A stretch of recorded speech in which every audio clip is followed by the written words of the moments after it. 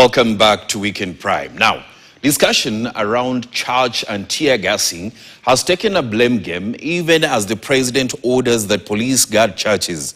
No one has been arrested, and the order from the president sounds more of a mockery because the same police who were seen siding with the goons and throwing tear gas canisters in church now are supposed to guard churches. Haman Kamariki looks into this on this week's Face the Facts.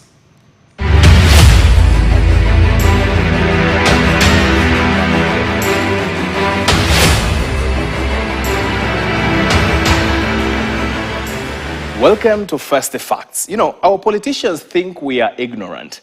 They play games with our intelligence. That is hypocrisy left, right, and center. Let me tell you something. Last Sunday, I watched President William Samoei Ruto attending a church service in Gikomba, and from the pulpit, the president directed security agencies to ensure that places of worship are protected. All arms of security must ensure that our places of worship are protected. You know, listening to the president, I couldn't help but wonder, does he actually know what happened at Othaya Church the Sunday before?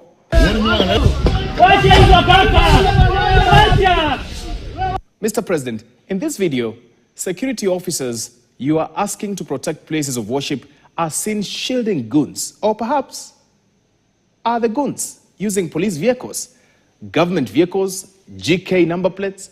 So, Mr. President, how do you explain this? How do you tell Kenyans that those throwing tear gas canisters into a church where women, children, and the elderly who are kneeling in prayer are the same people meant to protect worshippers? Very unfortunate. It does not matter whatever side of the politics you belong to. Let me help you rephrase this better.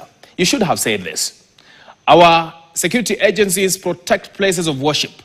Arrest those goons with guns, arrest those using police vehicles with GK number plates, arrest those in possession of tear gas canisters, because clearly they did not buy tear gas at Gikomba, or maybe they did, and then they picked guns by the roadside in Muthurwa, and also they purchased GK vehicles from Wamnyoro because Wamnyoro is just closer to Nyeri.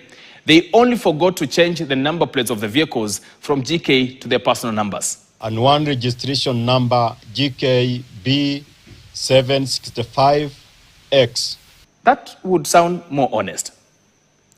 Or what about it, Mr. President? How I pray that for once we choose honesty for the love of this country. The country you say is headed to Singapore. They have not been investigated and they have not been prosecuted. How I wish you ordered the arrest of those who gave instructions to tear gas the church. How I wish, Mr. President, those protecting armed goons near GK vehicles were behind bars. Now, President, also you warned against politics in church, saying politics should be conducted outside places of worship. Let's listen to how you said it. Uongozi tunaweza kutafuta, lakini mahali pa Mungu, pale kwa madhabahu, kanisani, ni pahali pa heshima. Tusilete siasa. But Mr. President, isn't it you who also plays politics in church? Ironically, in the very same church where you warned against politicians and politics at the altar, politicians had already made political statements seated right next to you, speaking before you. Let's listen to what they said, if you think I'm lying. Kwa sababu tunataka Kenya moja, si Kenya ambayo inasema wengine ni shareholders na wengine wanatembea tu hapo ndani. I agree, Mr. President. Both the opposition and those in government must find better spaces for their bad breath politics. Amemwambia Hassan Joho adimadi kuwa party leader ndio anyimwe aende aanzishe chama ya Pwani awe ODM Pwani. And before I go, Mr. President, I remember you speaking firmly about church fundraising and ordering politicians to stay away from Harambees in churches. Do you remember that? Or if you don't, just listen in. No state officer or public servant shall participate in public contributions or Harambees going forward. That was your statement, Mr. President.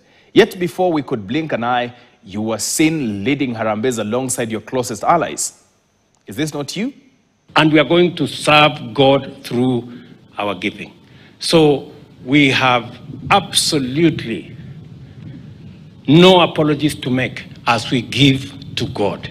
And finally, Mr. President, you preached about Jesus coming for the second time as someone you somehow equated to your two-term slogan. This is what you said. Yesu atarudi tena mara ya pili.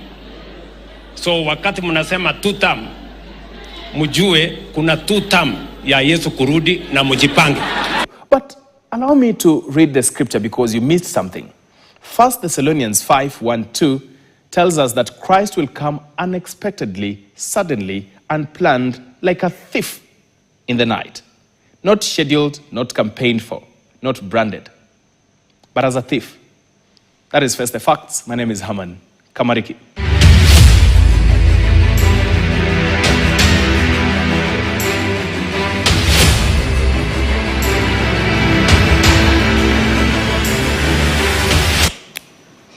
Haman Kamari.